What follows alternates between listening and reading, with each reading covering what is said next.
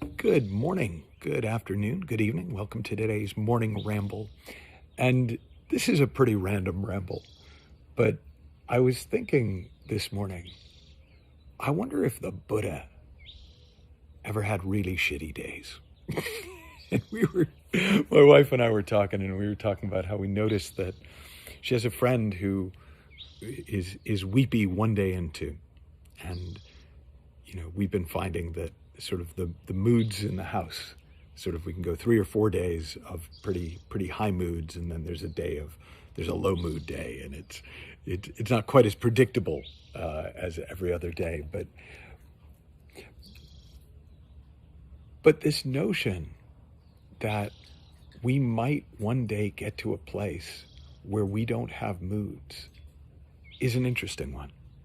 I have a friend who was telling me that the most valuable thing she learned from spending time with Sid Banks was the day that she saw him in a really shitty mood.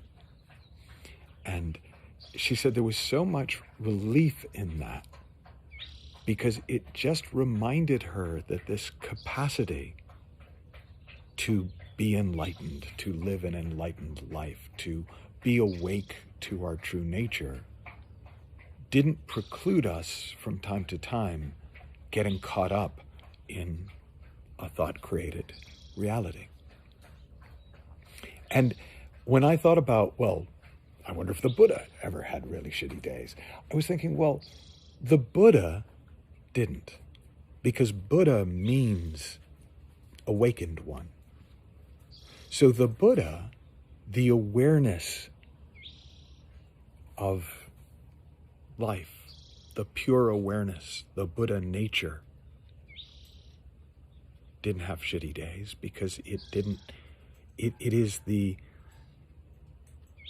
awareness of experience, not the experience. It is the awareness of not thought, not the thinker. But Siddhartha Gautama probably had some pretty shitty days. And it's such an interesting notion that there are two of us, and it's not strictly speaking true. I mean, there's two of us, but there aren't, there's not the awakened one and the sleeping one, the spirit and the human. But in some ways, we experience it that way. So sometimes, I used to talk about it as sometimes I'm Michael loving God, and sometimes I'm God loving Michael. Sometimes we experience ourselves as very much the personal self. And in those moments, we have all the experience that personal selves have. And sometimes we experience our deeper self, our true nature, in the sense that it is unchanging, that it would be unchanged regardless of where we grew up, what parenting we had, what life experiences we had. The true nature is pure awareness, pure aliveness, pure awakeness, pure consciousness, uncontaminated by our personal thinking. And our personal thinking creates the person we know as us. So my conclusion as to whether or not the Buddha had really shitty days is absolutely not, but Siddhartha Gautama did. And the same is true for me. When I am feeling very Michael Neillish, I have great days and shitty days. When I am present to